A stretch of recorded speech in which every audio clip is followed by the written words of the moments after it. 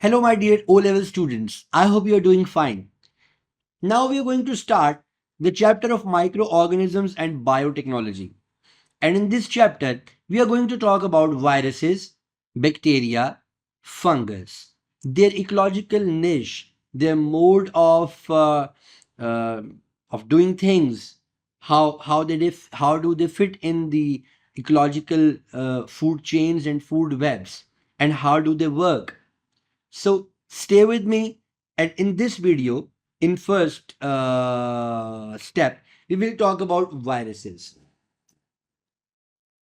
You might have heard about viruses, and why I am starting this lecture from viruses is that viruses, they are not organisms